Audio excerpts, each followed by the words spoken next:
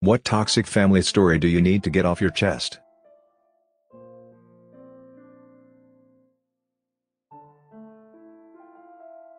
The time my toxic dad claimed that I was some crazy girl, who just wanted him to be my dad. Let me bring you back to the past, the golden days of MySpace. Facebook is unpopular, and a year before Obama became president. I was 15 years old, and I was just learning how to drive. I haven't heard from my father since I was 7 years old, when he told me I was too ugly to be his daughter. Which I am ugly, but who says that to a 7-year-old? Anyways, I looked up my dad's name on MySpace, and I found him. Also some of my dad's other family like his half-brother and half-sister. Anyways, I sent him a friend request on MySpace, which he accepted.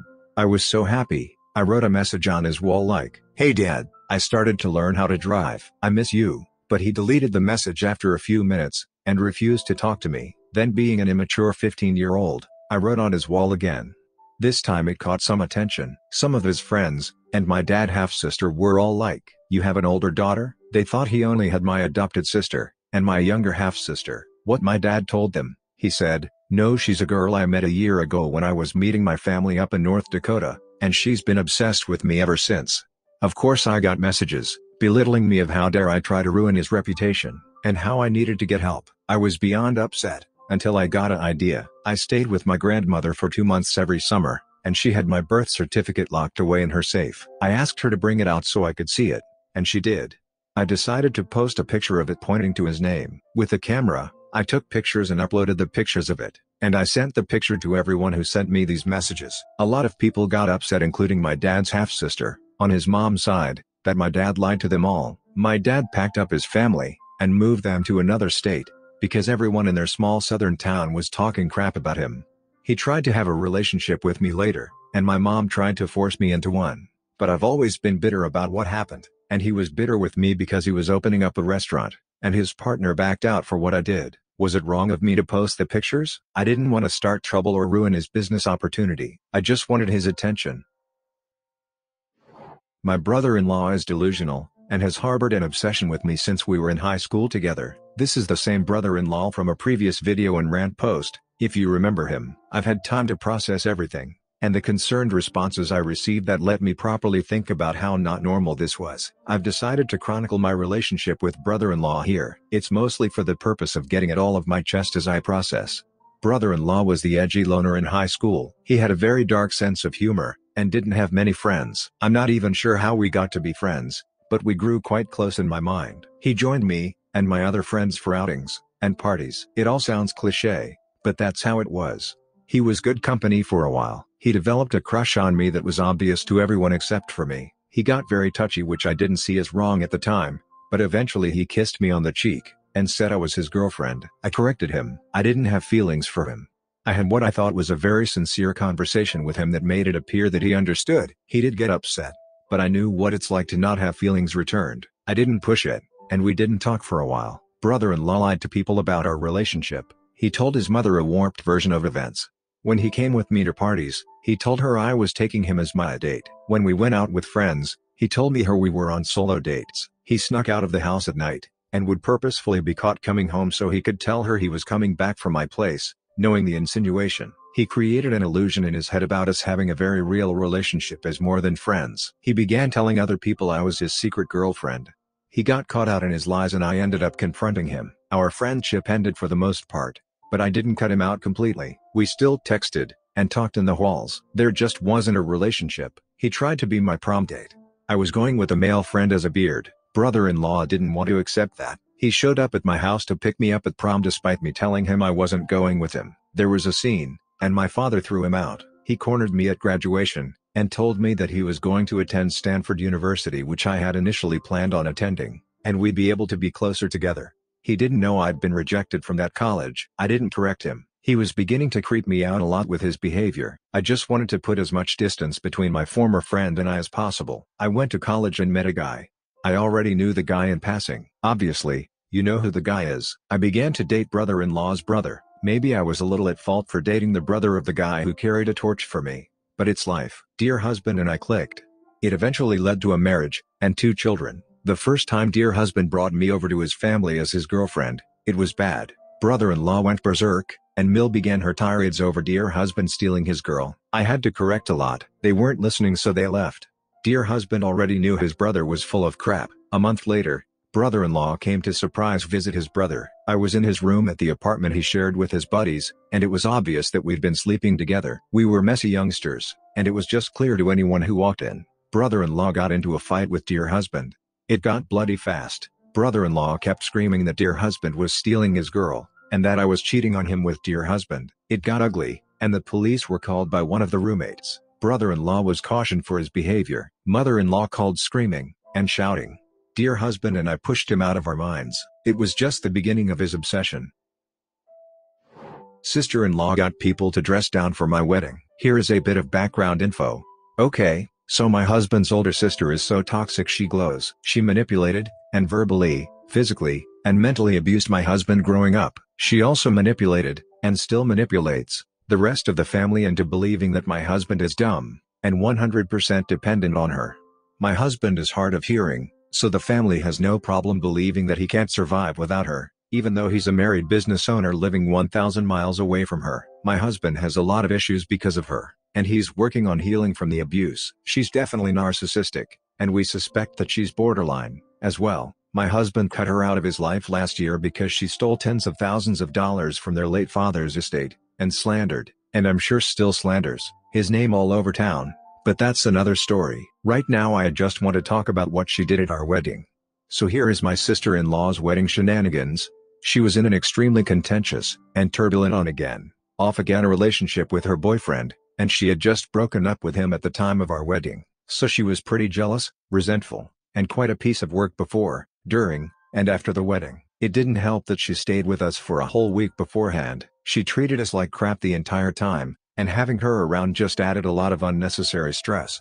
At the time, my husband had a hard time saying no to her, and I was pretty upset that he let her stay with us for a whole week right before the wedding, because she's the worst house guest ever. She'd leave trash and cigarette butts all over our place, for example. I'm proud to say that he's gotten a lot more assertive since then. A couple nights before our wedding, she got drunk and cried to my husband about how it was supposed to be her wedding.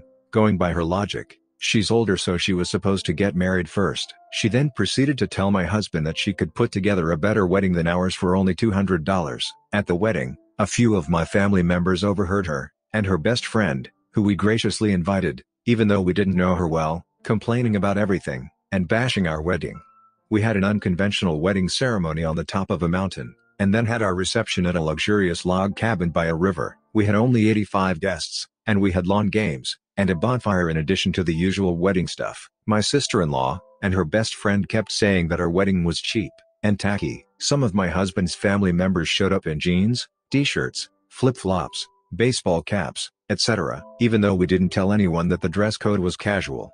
We suspect that my sister-in-law told everyone to wear casual clothes, because it's totally her with the way she regularly acts. We are still upset that no one bothered to double-check with us. Our dress code was not casual. We assumed that people had enough common sense to show up in semi-formal clothes, so we didn't include the dress code on our invitations. We were really hurt that they didn't consider our wedding a special enough occasion to dress up.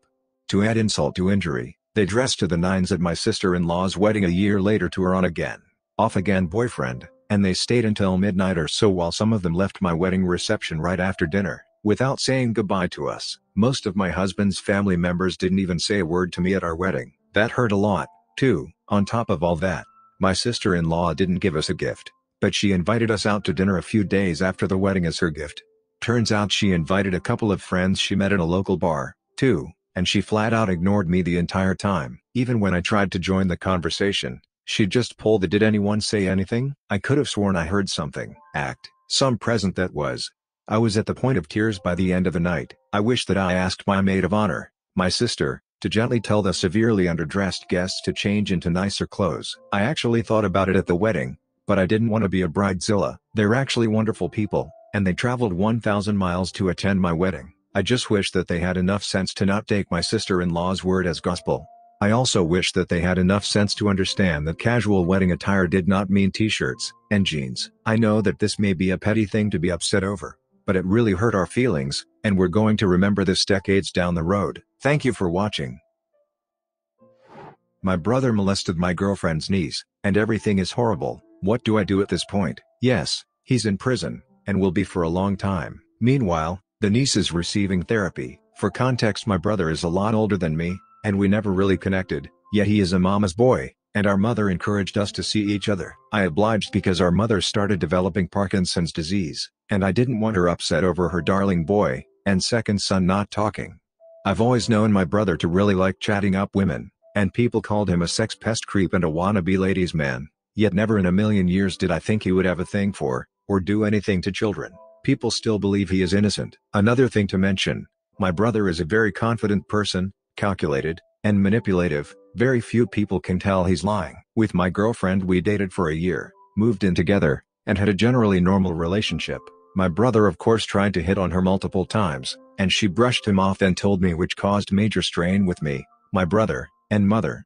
Especially because my brother and mother tried blaming my girlfriend. Yet I know what my brother is like, and my mother is in denial about it. For a period of time, I banned him away from our house. However, later my girlfriend's sister, brother-in-law, and niece came to stay because her sister was pregnant with a second child, and we were discussing leaving the niece at our place because the baby was going to require surgery and a hospital stay after birth that could last up to a month. We decided to keep my girlfriend's niece with us for the time, especially so the niece could stay with her aunt. My girlfriend and niece are fairly close, so we thought it was a good idea, especially with the baby, while both parents were stressed and worried.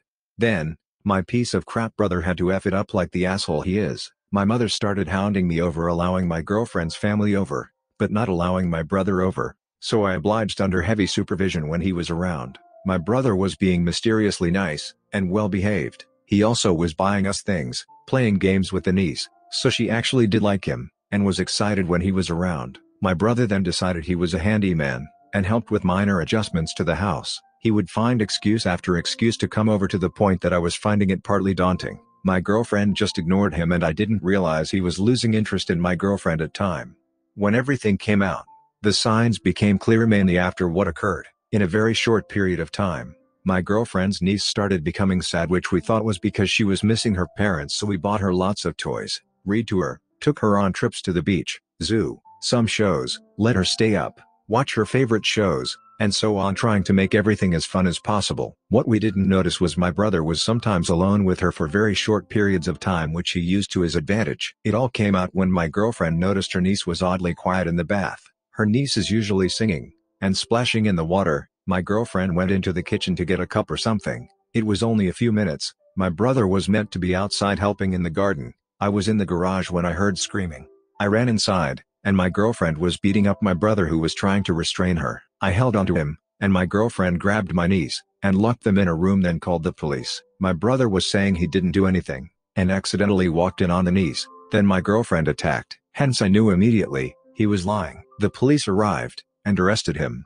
We found out my brother was actively grooming the niece, then started getting physical with kissing and inappropriate touching. Then my girlfriend found him molesting her niece in the bathtub. He would use whatever minimal time he had to get to her. Sometimes the amount of time he used was so brief it was like he was enjoying the thrill of possibly getting caught. With the bathtub incident, he was meant to be outside, and like the snake he is, he waited for an opportunity to strike. It wasn't like the niece was left alone for hours on end. The door was left open so my girlfriend could hear her while she went to get something, then come back. The niece is in primary school, and can be left alone for brief periods of time. No one thought he would be doing this. When we went to court, several women came forward about sexual harassment from him. He would target women in his workplace or close by him with behavior that he could try to excuse. He was a peeping Tom, and he would target women when they're drunk, offering a ride home or something. It literally came off as a game to him where he pushed boundaries and limits to see what he could get away with. Shockingly, he apparently developed a form of humanity, and admitted to what he did to the niece, saying he has never done anything to a child prior, and wanted to see what it would be like. Just a horrible person. My mother refuses to believe he did it, and I went no contact with her because I'm honestly sick of her crap. I later remembered when my brother and I were children, he was the golden boy, and she paraded him around like an item. He could do nothing wrong, and never had consequences for his actions. It's also the main reason our parents divorced, because she refused to see what she was raising, and wouldn't allow our father to get him therapy. I'm pretty sure she's a narcissist who raised a sociopath. I had moved in with our dad after the divorce because I hated the pair of them. And before our dad died in my 20s, he told me how our relatives would always talk about how lovely and kind I am, yet say they would keep an eye on my brother, while my dad said no matter what he did he couldn't feel love for or from my brother, as if it was just missing from him. That of course scared me almost 15 years plus later when I'm in my 30s, and my brother is almost 50 years old. It was sort of lost on me. Now about the relationship with my girlfriend. We have been sleeping in different rooms with limited talking. Her family basically blames me, and my entire family, and to some degree my girlfriend. My girlfriend told me she cannot face her sister because she feels as if she failed her family, and ruined her niece's life when it's my piece of crap brother's fault. I feel as if I ruined my girlfriend's, and her niece's life because of what my brother did. I'm trying to get us both into counseling or therapy while my girlfriend has requested leave off work and I am preparing to also. After everything was said and done with my brother in prison, being home is utterly horrible and I have no idea what to do to even slightly repair this. This is the first time I've cried in years and I feel terrible for my girlfriend's niece, girlfriend, and girlfriend's family. I do not know what to do next. I also keep wishing I terminated my brother when I had the chance. I have never hated anyone more in my life while I think my mother should be locked up with him. How do I help them recover from this, please? Went no contact with my sister, but I just can't shake this guilt. Despite years of therapy, my sister and I are Irish twins, meaning we are barely 1 year apart in age. My mother's dream was for two daughters to be close and have each other, but it failed miserably. My mother homeschooled us and moved me up a grade to make it easier on her to teach us both the same thing. As a child I didn't know, but looking back I understand now my sister had a learning disability. Instead of finding help my mom decided yelling at her was the best option. All my accomplishments I was asked to keep quiet to not upset my sister. It all came to a head in our late teens, when my sister viciously attacked me, leaving scars to this day. My sister was emotionally and verbally abusive. I elected to cope with this through self-harm.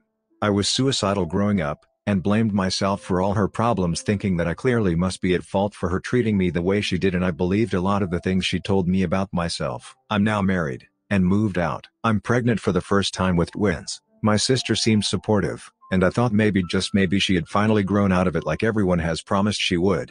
But she flew into a rage over something very small, berated me for being a burden, and only thinking of myself when she asked me to do something that due to my pregnancy I couldn't do comfortably. I've had a very rough pregnancy, throwing up constantly, being sick, and quickly running out of energy. She went on to imply that my parents feel this way too. She lives at home with them. I came home in tears, and my husband lost his crap. He almost called her to yell at her, but I stopped him because I knew it was fruitless. He had to reassure me I wasn't burdening anyone. I called my mom in tears to apologize for not being able to get along with her, and for upsetting her, and told her if anything I asked for is a burden not to feel obliged, and she talked me down. I said I didn't want to hurt her by not having a relationship with my sister, but I couldn't allow her to treat me like this anymore, and I could not let someone violent and verbally abusive around my kids. She understood, and assured me to only think about my kids, and she would understand. I still feel guilty. It was always my job to make my sister feel better, and I feel like I failed, which I know is wrong. But I am so scared my twins will grow up like she and I did, with one of them crying, hurting themselves, and praying for death. I've been in therapy a few years about this and I am reading books about it, but I cannot shake the guilt.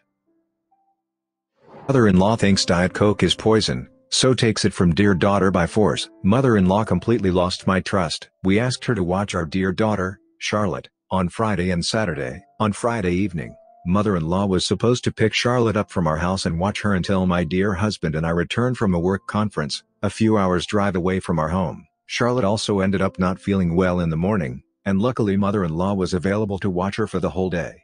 During the day, she noticed we had some Diet Coke in the fridge. When we returned from the first day of the conference, we received an earful about the dangers of Diet Coke. She claims Diet Coke is the devil's poison, and drinking it will cause Alzheimer's disease, diabetes, headaches, ADD and death. I was stunned. Apparently, my dear husband had heard all of this before because he just says, "Can we please not do this again?" I, somewhat confused, say, "But most things are okay in moderation." No, that was that, and we moved on. Later, my dear husband explained that when he was younger his triglycerides were extremely high, and so, cutting drinks with high sugar contents was required. At the time, his favorite drink was Coke, and he drank like 7 Cokes a day. So, mother-in-law forced him to stop drinking it until his triglycerides got back to normal. When he got older and moved away, he started drinking the diet version instead. Charlotte also liked Diet Coke, so I am guessing she asked mother-in-law for one, which led to her preaching to dear husband and I. Mother-in-law returned early Saturday morning, so that we could go to day 2 of the conference. The conference went well, but when we returned to our home, Charlotte was sitting at our dining room table visibly, obviously upset. I asked mother-in-law what was wrong, and she said everything was fine. She is just upset because I threw out all the Diet Coke. What? I was so annoyed. Like, what the hell? I had just bought two 12-packs Friday morning. To add insult to injury, she grabbed a case of bottled water from our garage and put it in the fridge, as if we are supposed to be grateful. I didn't even feel like dealing with her, so I just went to check on dear daughter. Literally seconds after seeing her face, I noticed a small scrape on her cheek. Mother-in-law, who is still in the same room, sees me inspecting her cheek, and says, "That is exactly why I tossed the Diet Coke. Kids cannot handle the damage it does to your brain, and she hurt herself because of it." Okay, alright, sure. I was slightly annoyed, so at this point I didn't want to listen to mother-in-law speak anymore. I picked up Charlotte and took her to my bedroom where dear husband was. I asked her to explain what happened, and Charlotte told us that she got a Diet Coke from the fridge and asked mother-in-law to open it for her. Mother-in-law ripped the can from Charlotte's hands and hit her in the face in the process. I was dumbfounded. I was furious. I was very confused. Dear husband, who was also upset, went downstairs and immediately told mother-in-law to leave, and she did. We took Charlotte to an express care to get her checked out, and it was determined she was fine, just a scrape. I don't know what to do about mother-in-law though. This happened a while ago, so dear husband and I have had time to calm down.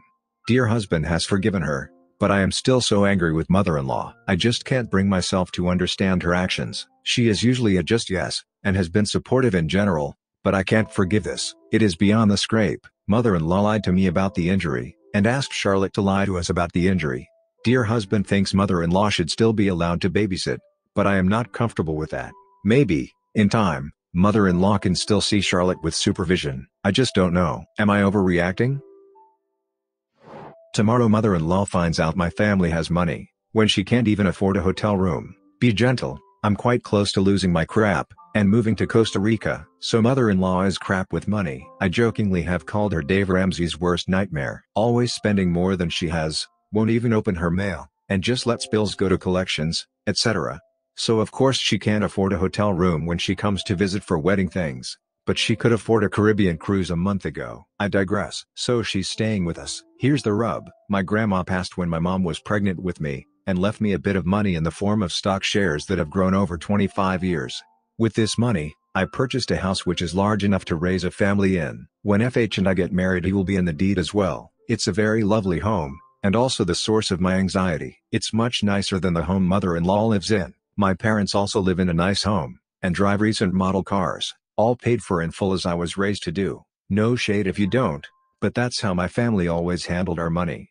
Mother-in-law calls, and asks to borrow money constantly, so I have been dreading this day for 4 years. Tomorrow, she finally finds out that we have money. I do not think she'll handle this well. When FH was growing up, she spent money on cars rather than food for him. He bought his own food at the convenience store just so he could eat, and she would yell at him for not sharing with his siblings. So in my mind, this woman is out her damn mind to come to us for money as she always does, but she did so even when we were broke, before I found out about my inheritance. So now I fear she'll be full steam ahead trying to get every last cent she can from us because she can't get ahead. I can handle her asking for money. No is a complete sentence. But what the hell do I say when she asks why my bridal shower is at a country club, and why I live in such a nice home compared to the one FAH was raised in? How do I respond? End note. I see people's financial situations all day long. I do not have, and will never have, anything against poor people, but don't go spending money eating out every night, going on fancy vacations, and maxing out credit cards, and then say you don't have enough to feed your kids that are still at home. In my book, once you ask me for money, I get to decide if you're responsible enough to get an interest-free loan from me. She isn't. There are plenty of my clients who I would love to help out with financial aid or advice, because they genuinely struggle. Mother-in-law makes more than me, and still needs a loan because she can't prioritize? Nah son. End rant. Again, I appreciate that people come from different financial situations, but also, again, I have nothing against people who are down on their luck or make a lower income. I help those people for a living. But if you make 6 figures in local area, drive new cars, take vacations twice a year, and still make your children hoard food in case you can't feed them, then F you, and have a nice day. Children shouldn't have to realize at age 10 that mommy would rather drive a nice car than feed them. Mother-in-law is creepy, and acts like I am not my son's mom or my husband's wife. Mother-in-law and sister-in-law are currently staying, but are returning home today. Long story short, our relationship is strained, and they treat me like they are obliged to talk to me most of the time. I got out of the hospital a few hours before they arrived. This has meant a good chunk of the visit I have been in bed resting, so dear husband has taken care of dear son who is 5, but he had to work Friday and Monday, today. I had a doctor appointment on Friday that I had to go to. I can't drive at present due to the pain, so was planning on picking dear son up from school early since my appointment was just before he finished and I wouldn't be back in time. Dear husband was also fairly sure mother-in-law wouldn't mind driving my car around for all of this. I asked mother-in-law if she could drive me. Fine, right? Nope. At the time I didn't quite get it, but she made a huge deal about leaving him in school to finish, and she would pick him up in my car. I would catch a bus to appointment. Should also mention the problem that had me in the hospital was painful and I was still in a lot of pain, but didn't quite grasp all of this a few days ago. Dear husband was also highly confused why I let them take my car, but not take me to the doctors, but alas, pain I guess. I concede that letting him stay, and having them pick him up was ideal, and less disruptive. After we went to put mother-in-law down as okay to pick up, she got back in car, and says to sister-in-law we are on the list. They behaved like it was some monumental thing. All of this didn't click until this morning. I wake up, and see dear husband off to work. Mother-in-law, and sister-in-law will be leaving before he gets home, and their behavior always changes after he leaves. Mother-in-law starts to get dear son ready and I'm like, it's still early and I can do this. Mother-in-law, oh that's okay. We want to take him to school today, so you just stay here, and relax. Click. Mother-in-law hangs up before I could even respond. Suddenly a lot from this visit hits me. The way they talk over me when I'm trying to tell my son something or make little jabs about don't worry, mommy can't be mad because I said it's okay. The way they've actively seemed to thoroughly enjoy that I've been unwell, and out of the frame a lot. The weird way she rubbed dear husband knee on the couch as he was giving me a cuddle. He had to ask her to stop because it was gross lol. But most importantly, the other morning mother-in-law was snoring obnoxiously on the couch, and suddenly woke up. She said my son's name, and then said mummy's going home on Monday. I'm going to miss you, son's name. So I put my foot down, and tell them that actually I will take dear son to school on my own today as I have to go straight to an appointment afterwards anyway, but I'll be back in time to take them to the airport. LOL at the cat butt face she gave me. So they are also coming off the list today also because it has thoroughly creeped me out, and annoyed me. I am counting down the seconds until they go home. Oh, and I should also add that when I said I'd take him alone today, she tried to say she didn't mind driving me to the school, and my appointment. Nah, you didn't want to the other day to get some weird gratification where you felt like you were playing mom, so not today. Lady's sister-in-law is also very much like her mother. WTF mother-in-law. So I'm super asexual, like, the idea of sex with a human grosses me out. I tried with a guy, who was the most understanding dude to not have sex ever, and he went maybe you're a lesbian. So a lesbian friend and I decided to give it a go. She was great about it. Nope, still grossed out. She said maybe you're asexual. She was right. My mom? Awesome. When I came out to her she got me a vibe, and it was ace flag colors. Because hell yeah, nothing else. She's asked for some clarification on what asexual means, but beyond that, she gets that I'm just not into it. The mother-in-law on the other hand, she does not get it, and like everything she doesn't get, it must be bad/wrong, or bdong if you get the reference. Also, a solid reminder that I don't tell her crap, but my dad was also not on an info diet at the time, so I told him. She tried everything to get me to admit I just hadn't had good sex yet. Well, did you try sex this way? Here's a copy of the Kama Sutra. That should help. Maybe you need a sex therapist. Well, your dad and I ended that one real quick. I do not want to hear about my parents' sex lives. She one time dragged me to a therapist she'd heard of that helped people with sexual dysfunction, and then sat in on the session. That backfired because when I told the woman I was ace, and this wasn't my idea, she told mother-in-law off. Then this morning I got a text from a dude. So when do you want to meet up? Then another. And another. In all, since midnight last night I've gotten more than 20 texts, all from guys who think I'm near where the mother-in-law is. She is catfishing them on Tinder, as me, trying to convince them to have sex with me. One even sent me a screenshot of the profile. The pictures are probably 10 years old, before I got sick, and when my hair was long. Most were pissed at me, because of course it's my fault. Rolling eyes face. A few were really shocked. Because WTF, and all of them got it when I told them I didn't live anywhere near them, and sent them a pic of me fat, with short hair, and my pump. Yeah, I've messaged the folks from Tinder asking them to take care of this. Until then, I've made an auto-response text on my phone, and changed my voicemail. And none of these guys know where I am living. BTW, just, WTF mother-in-law, what the actual F? Also, Tinder just deleted the account, and blacklisted the fake Facebook she made to verify the damn account. Because of course she did. I've gotten 10 texts since then, and they've all been blocked. Mother-in-law, and not wanting dear husband and I to spend quality time with dear daughter. So because of some terrible events these past few months, dear husband and I figured spending some quality time with our daughter was needed, which isn't too hard. Dear husband is off of work. I can stay at home whenever I feel because my job doesn't require me to go in 24/7, and dear daughter is homeschooled. I remind dear husband maybe a dozen times to let mother-in-law know he's going to be busy, because she seems to need him every time he's got a day off. 8 a.m. Mother-in-law is knocking at the door.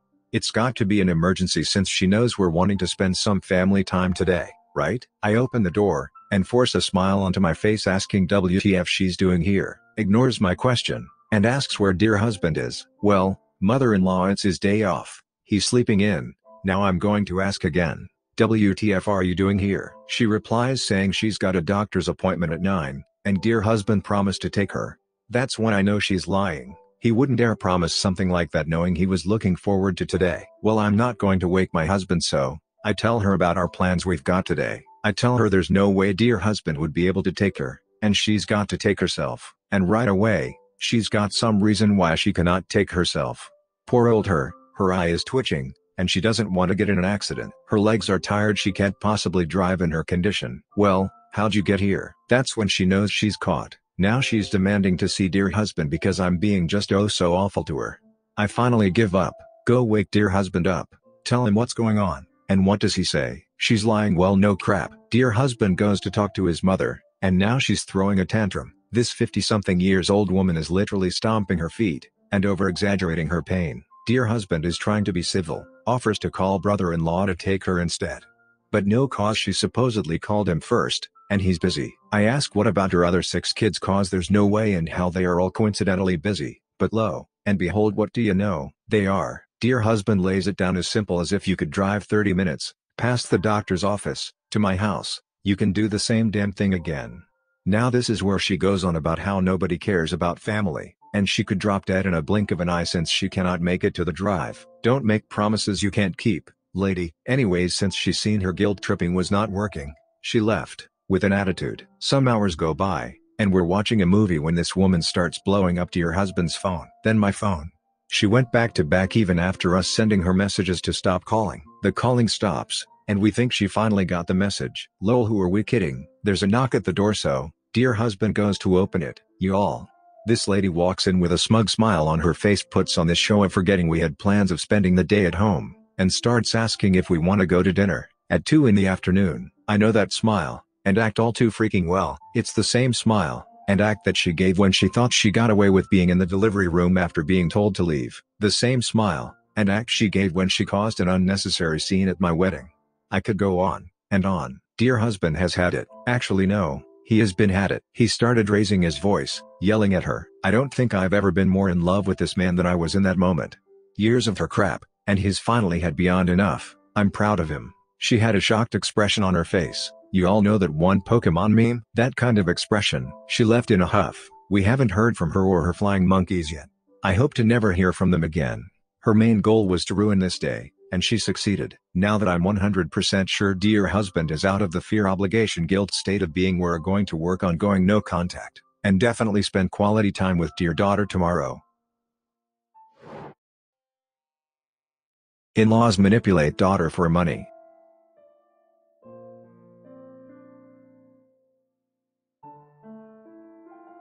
My fiancé and I manage our finances well for us being in our 20s. Between the two of us, we bring in a 6-figure household income. I own a small business that is doing well, and my fiancé is still in university and works part-time. Prior to our engagement, my future father-in-law requested a loan from me, since I make significantly more than my fiancé. Future father-in-law wanted to buy a used van, but had really poor credit.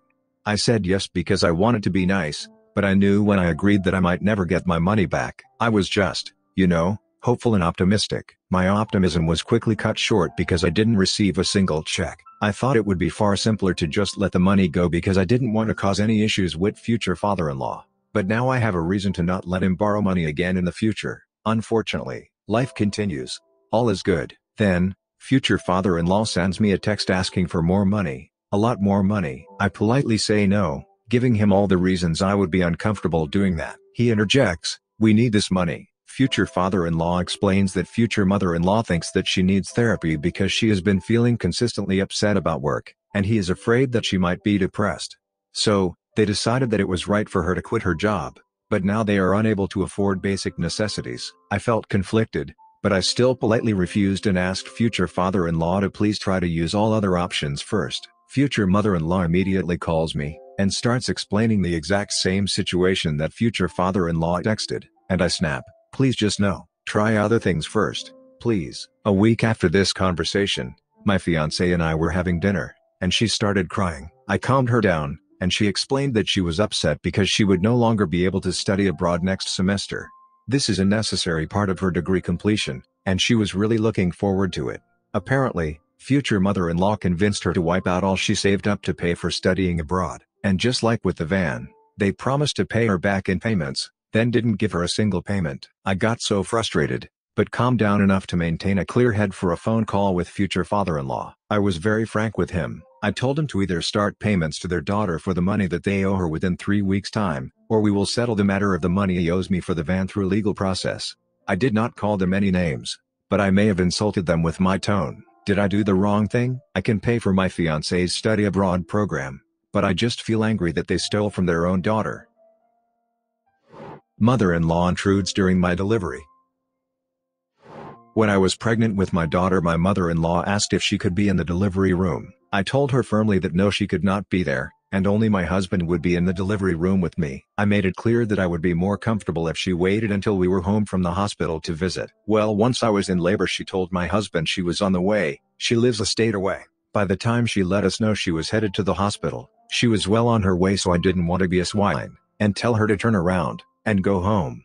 This is my first baby and I was in labor for over 36 hours. When she got there, she totally took my husband's attention away from me. I've never demanded his full attention, but I do feel that if I'm in the hospital in labor, I'm entitled to undivided attention from him. She made him go with her to the car multiple times, show her where things are in the hospital, and even to leave me at the hospital complaining cause she needed him to set up her sleeping arrangements at our house. I ended up needing an emergency C-section. After the baby was born, she would pop in at the most inconvenient times. I'm talking like when the nurses are checking me, and whatnot. One time she left and I texted her that we were all exhausted, and since the baby was napping, we were going to take a nap too. She showed up 10 minutes later. Well, so much for our nap, right? She would be there for hours, and hours, and hours talking non-stop, asking me a million questions when I was trying to rest, like, "Hello, I just had a baby cut out of me. Let me rest." The nurses noticed that my blood pressure was high, so I told them to test me again when she was gone. They tested me after she left and I was fine. Every time she was there, my blood pressure skyrocketed. She even asked my doctor about my medical information. My husband and I are planning on another baby, and I outright told him that his mom is not allowed to visit until after we come home from the hospital, and this time I am not budging on that. I will have her escorted from the hospital if I have to. My question is, am I overreacting? Was it the hormones? Which I doubt, because I feel the same way about it now. Mother-in-law is way too messy, so we've been living with my mother-in-law for a few years. It's hard to find a place we can afford right now, but we're working on it. Anyway, my husband has never gotten along with her, and actually went 3 years without speaking to her in the same house. I initially thought he was overreacting. She is a nice person, gives wholeheartedly, and is a great grandmother, or so I thought. 2 years ago I had my third child, and for some reason the house started falling apart. She would make tea, and leave her cups on the couch or on the fireplace, and they would get mold in them. She doesn't take out her own trash from her room, opens cabinet, and doesn't close them, uses sauces and spices, and doesn't put them back. Her car is extremely filthy. When she needs all the seats, she brings her trash from her car to the hall of the house, and leaves it there. So now the hall is crowded with her car junk. When she does finally do the dishes, it's half-assed, just a few plates, and nothing else, not even cleaning the tables or spoons or other utensils. There are no plates or bowls because they are in her room, which when she does bring them out they have mold. A few times she's even spit in said dishes, and, well, let's just say it's not fun to clean these out. I know, I should just leave these, but no one else will clean them. And I know we should just leave, and we want to, and we are working on it, as I've said before. Because of this, and this is only scratching the surface, we had a blowout. I regret some of the things I've said, But I don't regret telling her she is filthy. It's not only the filth, it's her entitlement. She tells her own daughter her husband is too fat or her kids, grandkids, are too fat. In front of them, she called my daughter ghetto because my daughter didn't want to get a dress she wanted her to get. She's rude to restaurant service, and chased down a security guard with my kids in the car. I don't know, maybe there is something else going on. But I can't stand one more minute with this woman. I am working so hard to get out of her house. And this is possibly a reason why she acts this way too. We live in her house, and so she feels she is allowed to be entitled. I dunno. I even thought that maybe she got the hint after the argument. But I don't think she did. She left an entire raw roast in the compost bin. It's a small kitchen compost, and didn't bother to say anything. I cleaned, mopped, and made dinner, cleaned up after myself, and in one whop the kitchen was destroyed when she simply made ramen. I can't leave it. I have a baby, and she needs to have a clean space. I've resorted to staying in my room until she leaves, and knowing that if I clean, it'll be destroyed before anyone can enjoy a clean area. I'm at my wit's end. Going to see mother-in-law for first time in a year, advice needed. So, we had a lovely time celebrating dear husband's cousin, and spending time with dear husband family. One little highlight was meeting dear husband's extended family, mainly one of his aunts who I was never introduced to. Her and I got to talking for a while, really hit it off, and then dear husband came up to ask me a question, and his aunt responds, "Oh my, this is your wife? She's incredible. How did I not know this was your wife? You look 18 years old. You're beautiful. Dear husband really married up. I have always heard amazing things about you, and it's good to know you more than live up to it." All said in front of mother-in-law, who just sat there silently, ha ha ha ha. Of course it didn't come without my mother-in-law trying to pull me aside away from dear husband to try and turn us against each other. Her telling me she has never said anything bad about me ever, and that she loves me, and that dear husband is verbally abusive to her, and accused her of being a drug addict, which she is. She had communicated to dear husband a couple weeks ago telling him she was basically dying in the hospital, which she does often, and wasn't true, and then she slipped at the shower by sharing a story that she had ran from the back of a stadium to the front, while at a Usher concert. Conveniently the same day we were harassed with all these dying messages. It all ended with something that I swear was heaven sent. Dear husband's aunt, who I love, pulled me aside, and asked if it would be more comfortable for us if she held Thanksgiving on the Saturday after Thanksgiving so we would be in a neutral space, but could spend time with them. Because last year mother-in-law canceled her Thanksgiving dinner because she is extremely jealous of my family, and my husband's relationship with them. So any mention of us spending any time with them at all sends her into a fit. And when dear husband called to figure out a time so we could hit all three of our dinners that day, it was a disaster. My family, and dear husband's dad's family bend over backwards to try and make things work because they know how difficult she is. Dear husband told me as we were leaving that many family members were coming up to him apologizing that they haven't seen us more often. They all understand how crazy mother-in-law is, and his response to all of them was there became a point where I needed to defend and protect my wife, and she crossed a line. Makes all the drama we deal with her worth it. She wants to tear everything apart, and doesn't realize she is further isolating herself. But all in all, this was a monumental step for me, protecting me, and my marriage. Standing up to someone I am absolutely terrified of. I am thankful for all the great advice I have received. I have a very toxic mother-in-law.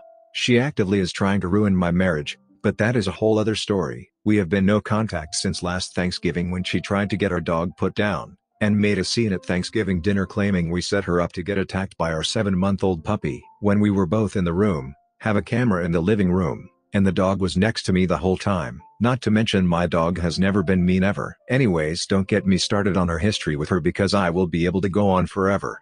I love my husband's family. They are all wonderful, amazing, supportive people. They used to get together constantly till their grandma died, and now we rarely see them. I got a text from my husband's aunt inviting me to his cousin's baby shower this Sunday. I want to go so badly because I want to support them and see them. My husband also wants to go pop in and say hi. It isn't a co-ed baby shower, because he hasn't seen his family in a year, and really misses them, and we both decided that just because we can't have a healthy relationship with her, shouldn't mean we are distant from the rest of his family. I am not a confrontational person at all. My mother-in-law is very much so. My husband is adamant that his mother won't do anything at the baby shower, but people around, celebrating someone, has never stopped her from being rude to me. My husband is very aware of his mom's antics, and stands up for me whenever it calls for it. I have gone through a lot this past year, and really just don't have any capacity to handle drama right now. I wanted to go and celebrate his cousin. If you have any advice or experience on how to handle this interaction, it would be very helpful. Boyfriend's mom seems judgmental and wishy-washy. Help! So my boyfriend has been wild about me recently. He's saying he knows I'm the girl he's gonna marry. He gave me this really special gift he's always had, and has saved for a special girl in his life, etc. My boyfriend and I's families have a bit of a money difference. Even though my dad makes around $83K per year, he's recently filed bankruptcy, and we're struggling just to get by financially. We live in a small one-story house, and it's not really anything fancy or anything. On the other hand, my boyfriend's family seems to have always been stable and flowing through life. They're military, I live in kind of snooty neighborhood, and just overall seem very financially stable. I'm currently in school to become a licensed counselor, and my boyfriend didn't go to school, and ended up getting a job paying $54K per year straight out of high school. He also has a fancy sports car, and I have an older car I had to work for. I'm not saying my boyfriend didn't work for his car, he just has much more money to spend on a car than I do. He's told me before his mom has liked and disliked girlfriends, and once he kicked a girl out of his house because she called his mom a jerk. But to be honest, the ex-girlfriend did seem in the wrong there, and if anyone called my parents a jerk I'd probably do the same. He doesn't keep in touch with her as much now that he has moved out for a while, but he also protects her and stands up for her a lot. One warning sign I got from this is that he said he's gonna talk to his mom before I meet her in real life in a month and a half. Apparently she can be rude sometimes, and can be judgmental. I went through her Facebook, and she seems a bit stuck up, but I can't judge yet. I'm just more scared than anything. So my question is, how do you make a good first impression? What do you do if she just doesn't like you? What if she says something condescending? I'm dreading meeting her just because of this, and I'm already shy enough. This might be a big hill for me to climb, although I know I should just be myself. She tries to steal my husband and kill my dog. Alright, I am about to lose my goddamn mind. My dear husband and I have been together for 3 years, married for 1 year. I was forewarned by my dear husband that his mom is top-notch crazy. But she is literally blowing my mind with the level of crazy. I feel like I am in the Truman Show, and this is all one big joke. Background on me: I am non-confrontational, an over-pleaser, and have a really hard time when people don't like me. And because I am so neurotic about my relationships, and that I want to please everyone, I hardly ever have issues with anyone in my life, but I have multiple ulcers to prove that niceness isn't always the answer. Where to start? My dear husband is very on and off with his mom. He is her only child. They will be fine, aka him just putting up with her bullcrap, till he reaches a breaking point, and then he stops talking to her. We believe she is a narcissist, definitely a bit delusional, and also heavily abusing Xanax. She has always been overly obsessed with my husband, and so in turn I am a threat. When I met my husband he was in a really bad place, and getting his life together. He is bipolar, and was not getting help for it. Anytime he tried to get help or it was getting better, she would do something completely destructive to ruin it because she wants him broken and dependent on her. So when I met they weren't speaking, but at least once a year he feels guilty, and reaches out to her, and tries to fix it.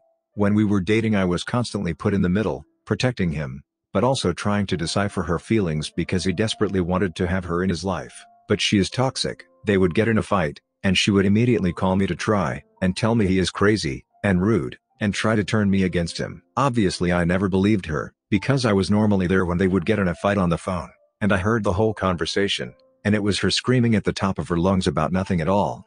She gives things with a shady purpose to hold it over your head forever. Anything she does comes with strings. So when we got engaged, and started planning our wedding, which I won't get super into because she was horrible the whole time, but we made it a point that she was not going to pay for anything for our wedding because we wanted it to be about us, and not her. We also didn't want anything held over our heads for the rest of our lives. So my parents, my husband and I paid for our whole wedding. But my mother-in-law decided she wanted to throw a rehearsal dinner, which we did not ask her for. At first the place we were having the dinner at was willing to give us a huge discount because of how big our party was, but my mother-in-law single-handedly bullied the coordinator to the point where she told her she couldn't work with her anymore, and another coordinator was put on our party, and our dinner became extremely more expensive because of how awful she was. The whole dinner was a I love my son tribute party, and she never spoke of me at all the whole night, but I didn't care because it was her dinner that I never asked for. So cut to our wedding day. She shows up an hour late to the ceremony, so we had to start an hour late. Not one apology. Nothing. And apparently she was going around to all our friends and family crap talking us through the whole reception. A year ago she showed up unannounced to our home to bring us random crap. We had a 7-month-old puppy. She hates dogs, and knows we have one. She came in, and we made sure the dog didn't get near her. Then she left. It was a surprisingly decent visit. She was pleasant. Cut to Thanksgiving.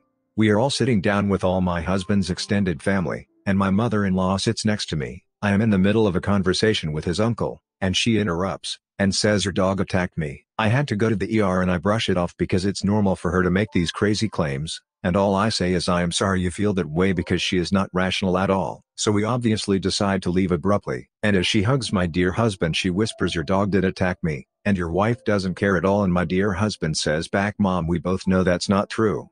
And we leave. For the next month she progressively got worse, calling almost daily screaming about how my dog is vicious, and she is going to call animal control and the police to get her put down. My husband in one conversation when he finally got a chance to speak over the screaming, he says mom, we have a baby cam in the living room where we were the whole time. I checked it. The dog didn't even get near you. I can send you the footage. She freaks out screaming about how I am a swine and I stole him away, and that my family is perfect, and he can go be with his new family, and she starts claiming my dear husband's aunt took her to the ER. So my husband hangs up, calls his aunt immediately, and she says no she never took her to the ER, and hangs up because no one wants to upset this woman because she is like, light your house on fire, slash your tires crazy. One day she sat outside our house for 5 hours while neither of us were home and called me 102 times, my husband 180 times, and his business partner about 15 times. When I got home I found all the gifts and things we had given her over the past 3 years sitting on our doorstep, along with a dog treat that I am 99% was poisoned. Our building has a door code so I have no idea how she got in. It's so creepy. My husband blocked her on everything, and for the next year she went around to his whole family saying that I am the reason they aren't speaking, and that I am changing him. I am tearing her family apart. She is always the victim. She's never done anything wrong in her life apparently. So up to this week, my husband had unblocked her months ago because he felt bad and guilty, and she will call like once a month, and right when he answers it she is screaming already. She has alienated herself, and is incredibly lonely because of her behavior, because she doesn't only do this to my husband, she does it to everyone. She is mean and vindictive. One time at his cousin's wedding my mother-in-law, her niece and I were talking, and she says to her niece, your dad was talking about you the other day, but I really don't think I should tell you. He says he hates you, and you're dead to him. Then she sat there and consoled her crying. She is a serious psychopath. I remember walking away from that, and telling my husband, and both of us were so grossed out, but the other day she called, and my husband decided to answer it with a glimmer of hope that she's given up this whole vendetta. He answers, and the first thing she says is, are you alone? Because I would really like to speak to my son for once. Can we meet somewhere other than your house? And my husband says sure, you aren't allowed in my home anyway to protect my wife and my dog. So they meet up, and for 2 hours she cycles through the same sob stories. Your dog attacked me, your wife is a swine, I am all alone, and sick, and probably going to die. She fakes illnesses regularly. Then she decides to throw this curveball. Remember when we met with your wife's family for dinner? They only talked about their other daughter the whole time. Her own family doesn't even like her, which isn't true at all obviously. She just sits at her home, alone in her thoughts, making up random crap to support her crazy narrative. It's honestly insane, and doesn't feel real at all to me that she is a real person. I support whatever my husband needs to feel at peace with his relationship with his mom, but I have made it very clear to him that I don't trust her, and have no plans of having a relationship with her because she actively tries to attack my marriage, and says horrible things about me when I have done nothing but be nice to her. When things were good I was the one making sure we went to all family events, kept her in the loop with our life. Does anyone have any advice at all? I have set all the boundaries I can, but I am losing my mind slowly. Haha. What happens when we start having kids? I should also add that my husband stands up for me and our marriage every time she attacks and says horrible things. He's been really great through all of it, and the fact that he sees the crazy and doesn't enable it is the only reason I put up with all of this. My family and parents have been so great, and basically adopted my husband emotionally. Luckily his parents divorced when he was really young, and they both remarried, and my husband's dad and stepmom are also so supportive and great. Tonight, my father-in-law showed me that I can never trust him to be alone with my future kids.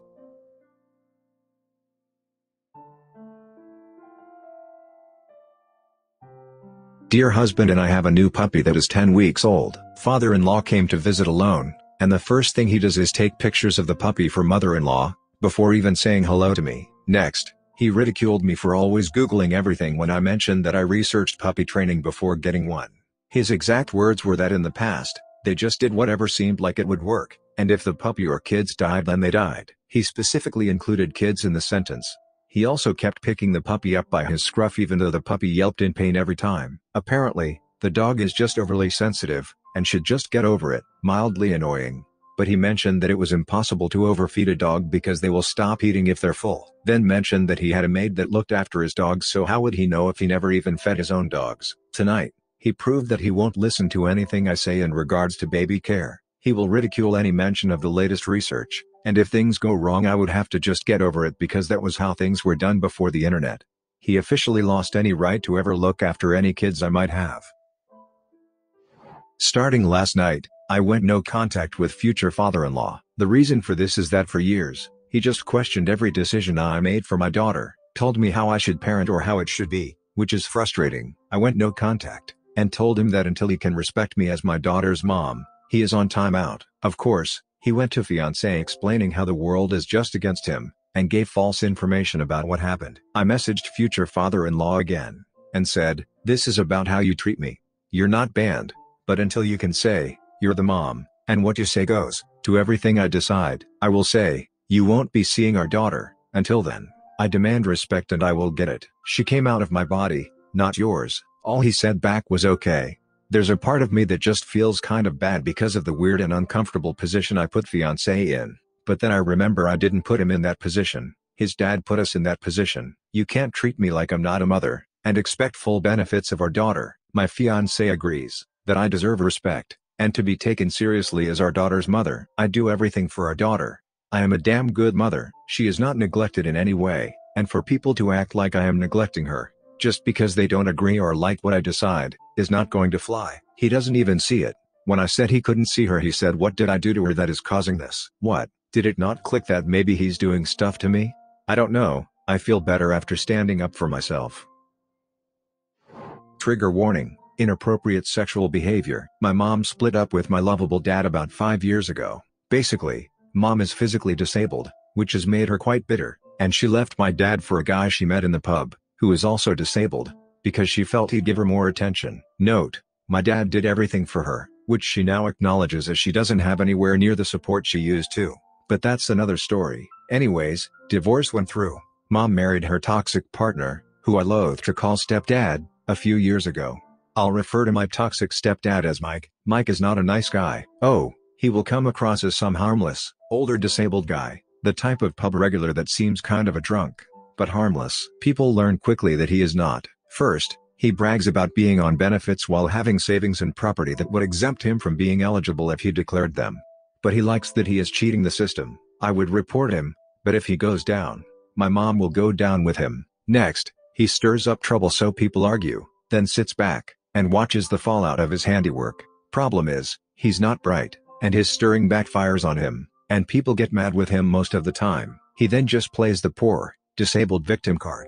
Next, he makes disgusting comments about other women, in front of my mother. For example, during summer, a girl in her late teens was petting a dog, and the way she was bending down meant you could see down her dress, and she wasn't wearing a bra. This was done totally accidentally on her part, but Mike was literally drooling, and turned to us, and started coming out with stuff like, "Look at that. She wants me to look at her tits." She does. In a really weird tone of voice. Mom just sort of giggled, and ignored it, but I was grossed out. This is not unusual behavior. He was also warned by police after a neighbor made a complaint that he was masturbating in his bedroom with the curtains wide open so everyone could see him. I know the neighbor, and there is no way she was making it up. He claimed that he is always fully clothed in his bedroom, and can't close his bedroom curtains as it makes him claustrophobic. With no proof, he wasn't charged with anything. Next, he's racist, and homophobic, and regularly rants about both subjects. He is forever coming out with off-color jokes about both subjects. My mom has made me promise not to mention I'm pansexual, and have had relationships with other women before I met my dear husband. I just grit my teeth, and try, and change the subject when he starts. Last, his personal hygiene is disgusting. He wears the same outfit for days, even weeks, and smells like it.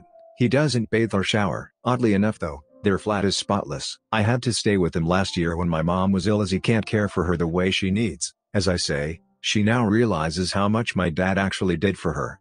He wanted me to watch a movie called Nude Nuns with Big Guns with him, and thought it was hilarious when I became uncomfortable. Mom made him turn it off. I know now that it's not a porno, just a really dodgy grindhouse type movie, but still, I was sleeping in their living room, so I made sure I barricaded myself in when they'd gone to bed. I love my mom, and want a relationship with her, so I tolerate Mike for her sake, as she really seems to love him. No idea why, as she doesn't act like him at all, but she believes everything he tells her, and will totally ignore his gross behavior, to the point that she will cry, and claim you are being mean if you mention anything about him she doesn't want to acknowledge. He goes to the pub twice a day, so we try and time our visits so he's out when we call, but it doesn't always work out that way. We live about 90 minutes away, so we don't see them too often, and I talk to mom on the phone more often. Thing is, I am 15 weeks pregnant, and my mom is so excited that she's going to be a grandma, and I want my baby to know her, but I don't want him anywhere near my child. Especially if it's a girl. My dear husband feels the same. He gets on well with my mom, but loathes Mike as he seems to think dear husband being a fellow male means dear husband totally agrees with everything he says. There already is no way our baby will be left unsupervised with him, or mom. I would love to know what to do about this. My boyfriend and I have been together 2 years. I have complex post-traumatic stress disorder and social anxiety from an abusive childhood. I met my boyfriend online, so it's a long-distance relationship and we still don't live together. He lives with his sister and his dad, and I'll come to visit every now and then. I prefer to be at my home because it's my comfort zone, and I don't have to see his dad. I don't know why, but my social anxiety is awful around my boyfriend's dad. In 2 years I've not had a proper conversation with him. My anxiety is absolutely crippling around him. His dad seems very rude and blunt. I just cannot relax around this sort of person. I'm quiet and sensitive. I have heard this man call his daughter, who has had an eating disorder in the past, a fat slob. He has had several girlfriends in the past and apparently he hasn't treated them brilliantly. He has commented on their bodies, telling them they've put on weight. Once I was in the car with him and he made a comment about women drivers. I don't want to say he's 100% bad. One time I was round my boyfriend's while he was at work and his dad told me to help myself to breakfast, which was kind of my thought. Every time my boyfriend cooks I hide in his room. I feel so guilty about it, but my anxiety is crippling. His dad has asked why we don't cook together and says it's weird. Usually if I'm at my home we cook together. It's just when my boyfriend's dad is around I'm terrified about maybe having to interact with him, so I avoid it. Recently his dad has apparently expressed interest in getting to know me. I'm not sure what to do. I rarely come to his house anymore, but I'm here now for a special occasion. Should I make more effort or should I continue to avoid my boyfriend's dad? I feel rude hiding in my boyfriend's room. It's his dad's house after all. Surely I should be polite and sociable? Angus is my toxic dad. He was physically and emotionally abusive behind closed doors, but liked to play the role of cool fun dad in public. Unfortunately, my sis got in touch with him, who previously targeted her, and tried to groom her in some way. After 15 years of no contact, she immediately let herself be manipulated by him, is now blaming my mom for his abuse and lack of interest in her, and is telling me I deserve to hear his side of things. I don't want Angus back in my life as I don't trust him, but don't want to lose my relationship with my sister. Toxic people never really go away forever, do they? It had been so long. I thought we were safe, and that was all in the past, and I only occasionally even thought about it all anymore. I thought he was out of our lives for good, and while I didn't want anything bad to happen to him, and wanted him to be off living a happy life, I didn't want him back in mine. I will never be able to trust Angus. I still remember cowering in fear, and my knees knocking together when I was shaking because of one of his rages. Recently, my lovable sister got married, and moved out. At some point, I'm not sure when, she decided to get back in touch with Angus, which, she's an adult, and she has a right to contact whoever she wants. But as soon as she did, she sends my mom a nasty text saying that my mom had supposedly lied about Angus's abuse, and forced us to tell the court psychologists we didn't want to see him, that he had always loved and wanted her, and my mom was just a swine who'd kept them apart. This is the same Angus who used to get my sister alone as a toddler, and groom her into thinking me and my mom didn't love her, and that she had to be on Angus's team against us. The same Angus who used to slap lovable sister around the face for doing normal kid things, like talking a bit too loudly, or wanting to sit next to her mom in a cafe. The same Angus who would use trying to see us as a threat to my mom whenever something was going well in her life, but didn't actually want to see us when it came down to it because we tried going through the courts, and had the paperwork ready for supervised visits in an access center. As soon as he realized it would be supervised, and wouldn't go his way, he gave up on it, but not before he'd rung my mom a few times to scream, "You freaking swine," into the phone multiple times, something so loud we could hear. Understandably, my mom is devastated, as she worked so hard to keep us safe, and was always there for us over the years, made sure we were provided for even when money was tight because Angus wanted us out on the streets for not bending to his will. And I can't believe that lovable sister was so gullible as to talk to him once, and immediately believe his manipulations again. What he's told her doesn't even make sense. If my mom made us say things about him to the court psychologists, then why do I remember when I was only 10 at the time what he did, and remember wanting to get my side out because I was petrified at the thought of seeing him? I remember my sister saying things of her own accord too, and of crying about the things she was scared of. We were not told what to say. If my mom was the only reason he didn't contact us, why wasn't he reaching out the second we turned 18? I have heard of other toxic people do it. For example, I think there was even a recent one where the toxic mother-in-law reached out to the grandson when he was 18 after failing to get GPR a couple of times when he was a kid. Angus, however, just wasn't interested, and it seems to me he's only interested because he's found a way to get some power over my family again. I obviously don't know everything he's said, but it seems pretty obvious he hasn't apologized for what he did to lovable sister as a kid, because he's immediately dumped blame onto my mom, and lovable sister has taken the bait and ran with it. My mom even asked her, when lovable sister was shouting at her over the phone, why didn't Angus go to court then? He would have got visits. Lovable sister hesitated, and then just said, "Oh, I'm not discussing this with you." Sounds like she didn't know.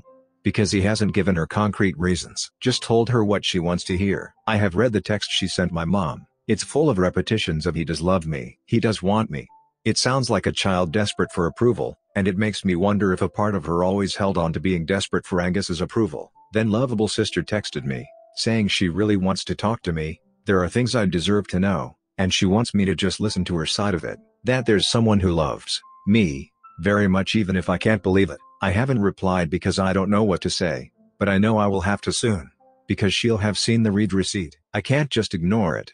But I don't want Angus back in my life, even by proxy. I remember what he did to me. I remember him chasing me down the hall to slap me repeatedly because I asked if he'd seen my hairbrush, and then found it next to him. I remember being pinned to the fly screen outside while he screamed in my face, something my grandpa thankfully saw because he came back to the house early, and he still remembers it. I've read the court papers, because when I became an adult my mom said I could if I wanted to.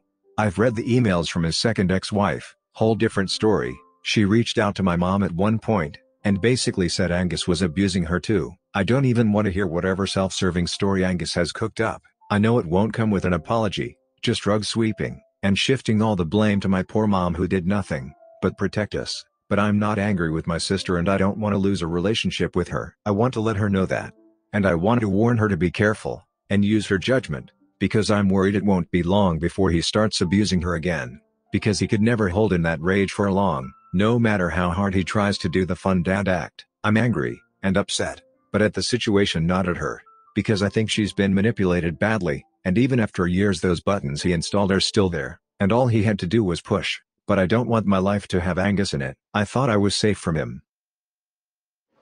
Nearly no contact with toxic father, and am I the asshole for keeping some contact? Trigger warning, child abuse mentioned. It seems insane to me that I'm in any kind of contact with this man. I honestly don't know what's wrong with me sometimes, though. I have an appointment with a counselor who specializes in sexual assault trauma.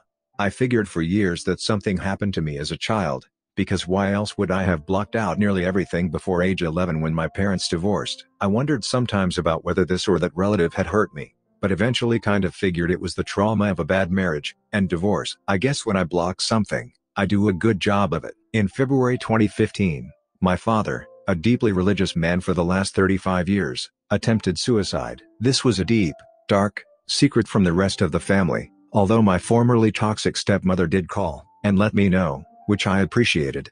Of course he was admitted, and I soon went to visit him. I got there before she did during the visiting hours. I sat down with him, and within a few minutes, he confessed, and begged me to forgive him. I was frozen, truly stunned, but at the same time, it was like tumblers in a lock clicking into place, and suddenly every crazy, horrible thing I'd done in my life made perfect sense. He was crying, genuinely, I believe, and I blurted out, "I forgive you." Then the details came out, which my stepmother arrived in the middle of. She was shocked, but clearly she had known something before, just obviously not the extent of it. That was a shock too, but it clicked. After I went home I stayed in the shower for over an hour, crying.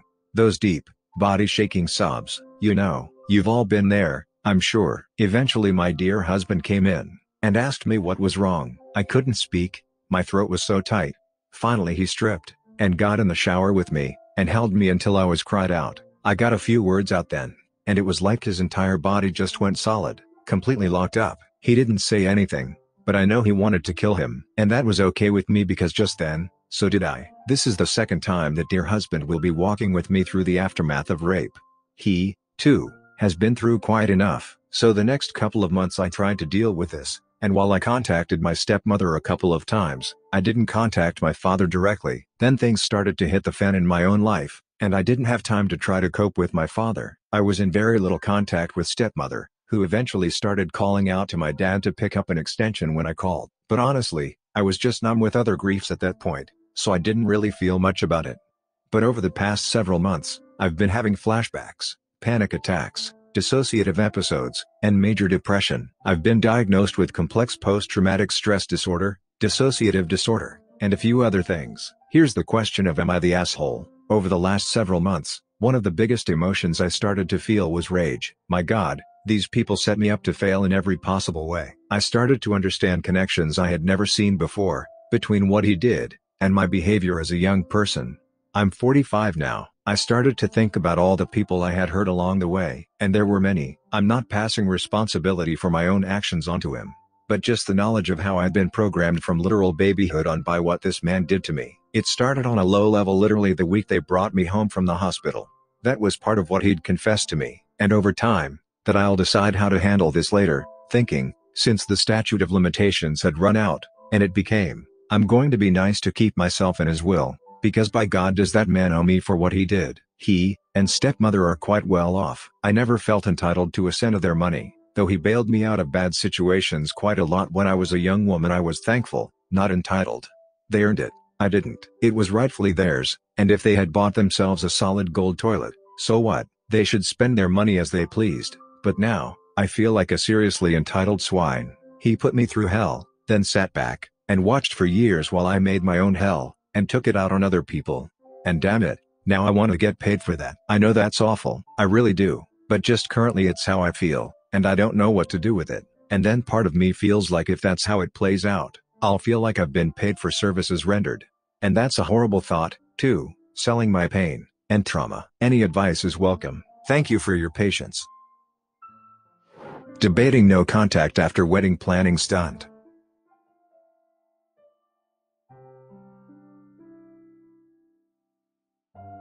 Hi, I've posted a couple things now about my mum, Phoebe, and my fiance's mother, Felicity, and someone suggested I post here if I wanted advice on the whole subject. Basically I proposed to fiance about 4 months ago now, right before we started new jobs. Our new jobs are entry-level dog's body type things, and we're meant to be working 40 hours a week, but almost every week have wound up doing 60 hours, so we've not had time to do any wedding stuff. This should have been fine because we agreed on a long engagement, a couple of years, because after a couple years of working at our new jobs our schedules will be more regular, we'll have more savings, and we'll have more vacation time, and we told our families this. We didn't plan on even telling them we were engaged for a while, but they came over the morning after I proposed, and we forgot fiancé was still wearing the ring. Our ideal wedding would be very very small, literally a dozen people in the registrar's office, no huge ceremony or church wedding or anything like that, and after that a reception for anyone who wasn't invited to the ceremony. We told them that we didn't want to empty our savings account on some over-the-top wedding when we felt that all that mattered was we end the day legally married. We found out a couple of days ago that Felicity, Phoebe, and our sisters, I have 2 full sisters, one younger one older, fiancé has a half-sister, and a sister-in-law, had gone ahead and planned our entire wedding in about 4 months. They had a binder, a hand-decorated binder where they wrote "Op" and fiancé's wedding planner, 2020 because they planned on us getting married next spring. They also sent out save the dates on our behalf to about 150 people, 100 of which we didn't even know. And when I say they planned the whole thing, I mean they planned the whole thing, right down to the napkin rings. They'd booked us appointments with venues, and fittings, and stuff like that, and even put down a deposit on a caterer, giving £1,500 to my vegan cousin to cook vegan food for a non-vegan wedding about 9 months from now. The planner also said stuff like cake tasting with baker, on, date, at, time, cake must be yellow with lemon buttercream, and frosting, tux must be shirt, jacket, tie, and kilt, dress must be ivory ball gown with satin skirt, full sleeves, and yellow heels, Appointment with florist. Must have yellow lilies. These are exact quotes lifted directly from the binder. The total cost of all of this? 15 grand, and rising. Our families were willing to put up 1/6 of the price each, so they'd put up 5K total, and we were expected to produce the remaining 10K when we only have about 2K in savings, and want our next big purchase to be a house. We went into damage control. We called Felicity and Phoebe, and they cussed us out over the phone, calling me 28 mil, and fiancé 27F, ungrateful children. We emailed everyone with save the dates, and said the date was agreed without us, and we'd get back in touch when we were ready, and directed any questions to Felicity and Phoebe. I then got a message from older sister saying that if I wasn't going through with the wedding they expected to be paid for the time they put into it. I blocked her, and fiancé got a message from sister-in-law saying that we should pay then minimum wage at least, and per person per hour that came to just under 2K. Phoebe and Felicity agreed with them, telling us that we put in work expecting payment in the form of an amazing wedding. If you don't want to pay for our time and effort, you could see through the wedding, and then we'd plan it for free. I uninvited Phoebe and my sisters. Fiancé has uninvited Felicity and her sisters. Fiancé's parents are mid-divorce, so we're both fine with fiancé's father coming to the wedding when it happens in a couple of years, and my father gets how insane this whole thing was and I want him there. But we're not sure what to do about the mums and sisters, especially as the dads are always going to be in contact with their respective wives/daughters. Also, youngest sister and half-sister have got in touch and apologized, saying they were told by Phoebe and Felicity that this was something we'd asked them to do. They both also produced screenshots sent by Phoebe where Phoebe asks us about a wedding detail, and we respond positively, e.g. how do you feel about a yellow color theme? Great.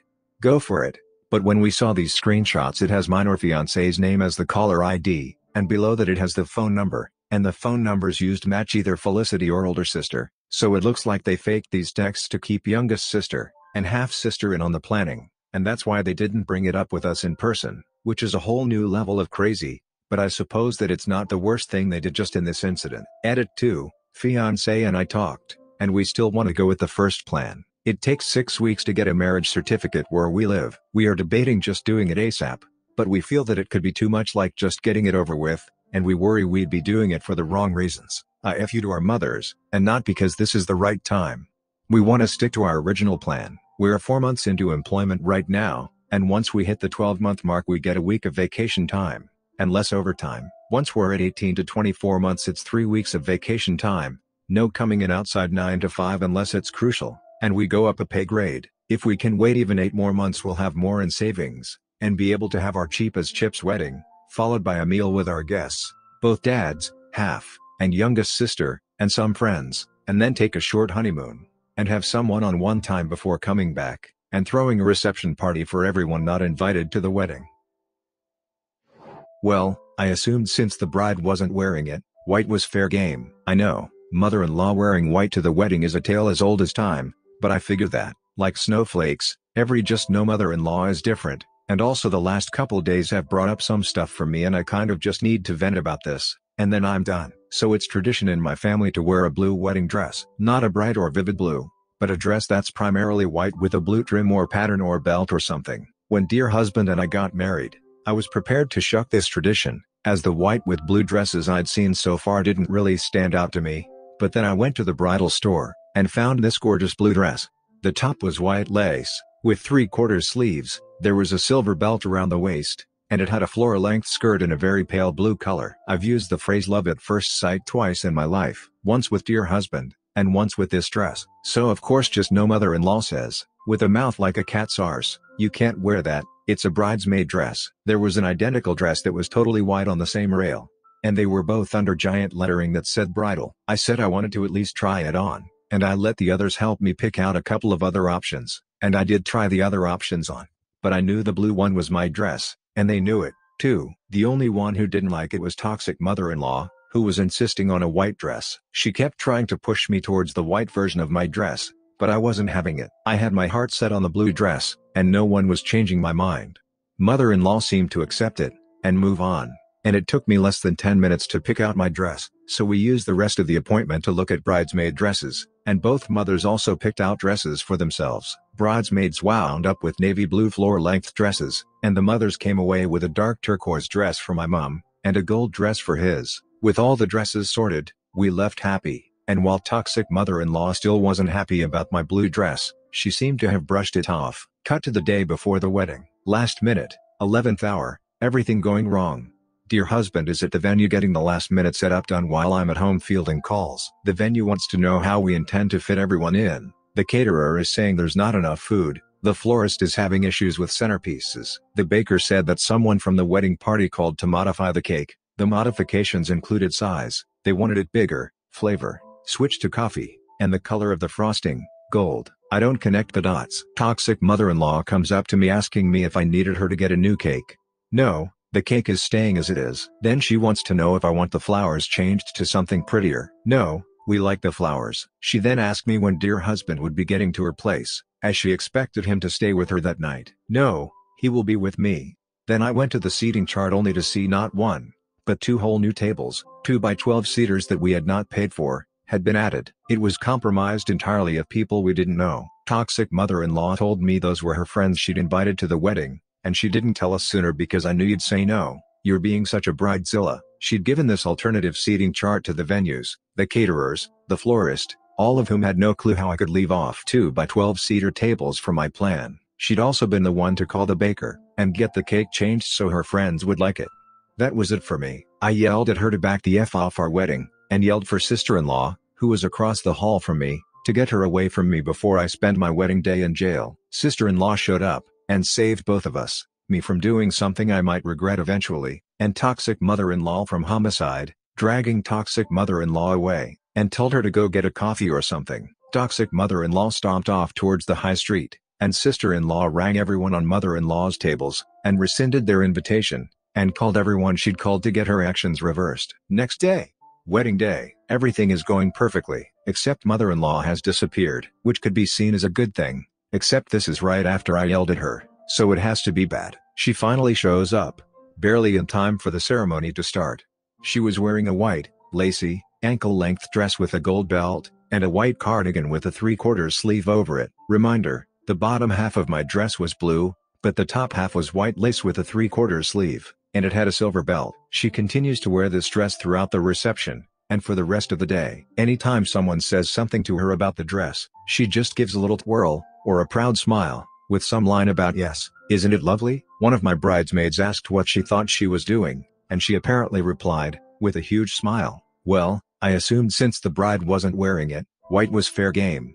We ignored her all night. We went on our honeymoon the next day, and thus began a 2-and-a-bit-year period of total silence on our end. This was the first time she'd indicated that she was full-on crazy, with the second being the stew incident, and before the dress incident there were absolutely no indicators, aside from the obvious xenophobia. But really, whose mother-in-law isn't a little xenophobic? The stew incident actually marked the end of her second chance with us, as the family dinners were our way of letting her back into our lives, and we only had a bit under a year of them before having to bow out of those. 2. Just to add, we'd intentionally gone small with the wedding, and our guest list totaled less than 50 people. Mother-in-law invited the equivalent of half our guest list. Wouldn't give toxic mother-in-law my late nan's recipe, and inadvertently caused a schism. Advice? TLDR, toxic mother-in-law tells me how disgusting my nanny's recipe is to my face. Dear husband says he loves it. Toxic mother-in-law turns around, and asks for it so she can change it to how she wants. And when I say no as it's a family recipe, she tells dear husband's family I disowned her. I'm about to tear my hair out over this witch. I have this recipe for Irish stew. My family is Irish, and this is my nanny's recipe, written by her, by hand, in Irish, years before she passed. I can read the recipe, as can most of my family, but dear husband, and his family can. Dear husband has picked up some Irish from me, but mainly swear words. Nanny taught me how to make the stew along with some soda bread to go with it, and it's honed over generations of my family. Nanny always told me she was taught by great-gran, who was taught by her mum, who was taught by her mum, who was taught by her mum. There's been the odd change as it went, but only 1 or 2 ingredients per generation of women. Nanny taught me how to make this stew, with the measurements she was taught, a dash of this, a pinch of that, just enough of this, and the actual measurements have been lost to time or left back in Ireland or something like that, because that's the only measurements I have. Nanny made sure I knew it by heart, and made me promise to only ever give it to direct relatives, siblings, future spouse. I was about 8 at the time, Cousins. I consider this recipe to be a family heirloom as it's meant to be passed through generations, and me, and each of my siblings/cousins were actually left these recipe pages in Nanny's will, so it's literally my inheritance. My toxic mother-in-law has openly scoffed at the idea of a recipe not having exact measurements, and my inheritance being the recipe sheet. Don't be silly. Inheritance is money or things, not a scrap of paper, and insulted my Irish heritage more than once to my face. One thing that sticks out is when I dropped a knife while cooking. It almost went through my foot, and I let out an Irish swear word, and she yelled at me to speak English. My dear husband's family. Dear husband, 3 siblings, toxic mother-in-law, lovable father-in-law, and siblings partners, do family meals once a month, where they all take turns hosting, whether that means all going out or someone cooking. And dear husband, who loves the stew, asked me to make it. I agreed, as the recipe I have usually makes enough for 10 people. Dear husband just goes to these dinners for his siblings, and lovable father-in-law, he can take or leave toxic mother-in-law most days. But this is the easiest way for him to see his siblings, who he loves. He, his siblings, and lovable father-in-law love the stew. Toxic mother-in-law had a comment about everything, calling the lamb stringy, the potato unnecessary. This is an Irish recipe, and the bread handmade, which it was, but apparently the store-bought is so much nicer, and she kept saying what changes she would make. More herbs, needs beef instead. The bread is too crusty, it's bread. Dear husband could see me looking like I was about to launch myself over the table, and rugby tackle toxic mother-in-law, and interrupted her saying that he loved it. It was his favorite, and his siblings, and lovable father-in-law chimed in saying they all liked it too. My toxic mother-in-law looked like they'd all taken turns slapping, and then disowning her. The rest of the night passes without any incident. Then the next night I get a text from toxic mother-in-law. Hello Ms. TTS reads, I was wondering if I could get a copy of your stew recipe, as I wanted to see if I could tweak it so everyone liked it. Just a few modifications, so it's a bit more palatable. I tried Googling Irish stew, and found a recipe online, but it tasted like crap. We talked some more, and she said she wanted a translated handwritten version of both the stew and bread recipe, and she wanted me to show her how it worked, step by step, in person. The recipe doesn't translate over properly, and it takes 6 hours to cook just the stew, and that's when I don't let the stock sit overnight. The last time I cooked with her she was backseat cooking the whole time, added stuff when I wasn't looking, and when I was, she complained about it. Do you have to put in that much? Are you sure about this? I'd never do that. At the suggestion of people over on Ida, I tried to be firm, but fair. I told her that I could send her a scan of the original handwritten recipe, but it would be in Irish. No, I cannot show you how to make it, as it takes 6 hours and I don't have that kind of time. Besides, when you tried it all you did is say why you didn't like it. No, I will not go through the recipe again to figure out exact measurements, type it all up, and print it off for you. Because sorry, family secret, Nanny made me promise to only ever give it to my future children.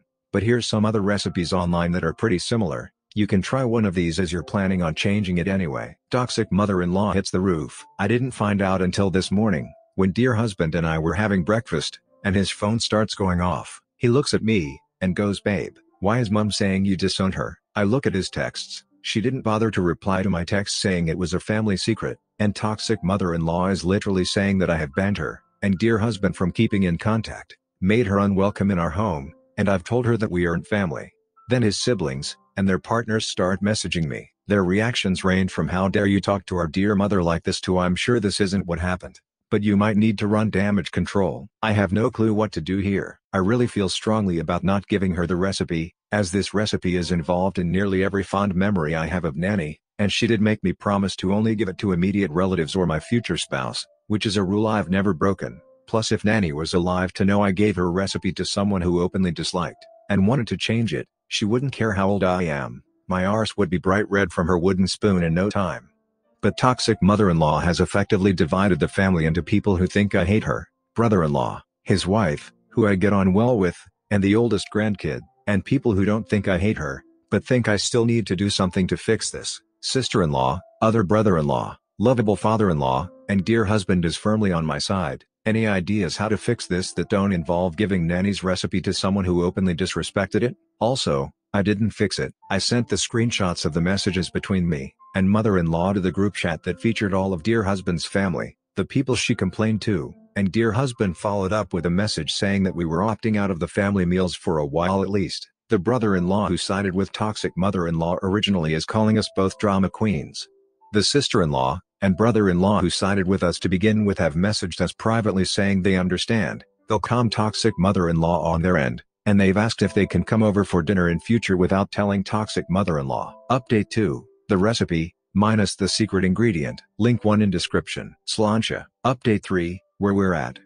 So, these family meals were meant to be her second chance, after the dress incident. For anyone who hasn't seen that, I wore a wedding dress that was white on top, and pale blue on the bottom to my wedding, and she wore an entirely white dress because the bride isn't wearing white.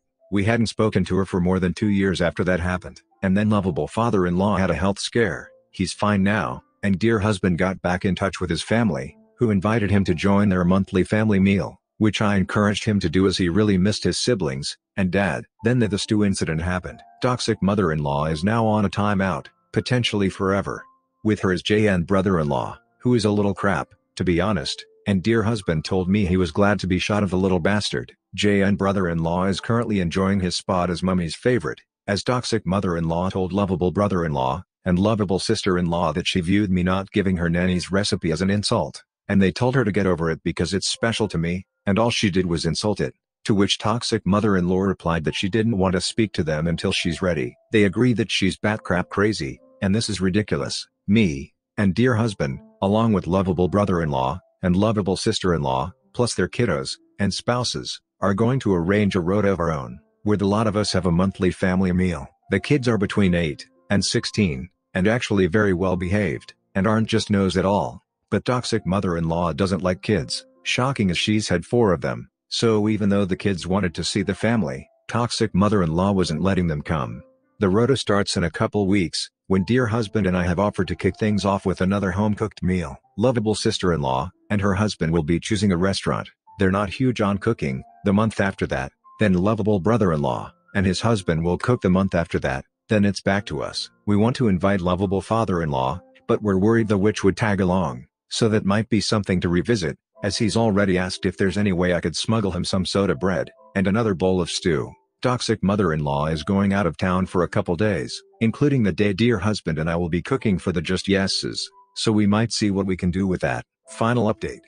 I told my mom what I'd done, and she told me this story about Nanny that I'd never heard before. So Nanny was really petty, and my granddad's mom, her mother-in-law, was evil. Around 40 years ago, Nanny's toxic mother-in-law tried to steal her brownie recipe, and Nanny didn't want her to have it. So she made copies of the recipe, and brought her brownies to church, and gave copies of the recipe to anyone who asked, except for her toxic mother-in-law. So, as Mum told me over a cup of tea, me sharing this with literally everyone, but my toxic mother-in-law is exactly the kind of thing Nanny Maureen would approve of me doing with her recipe.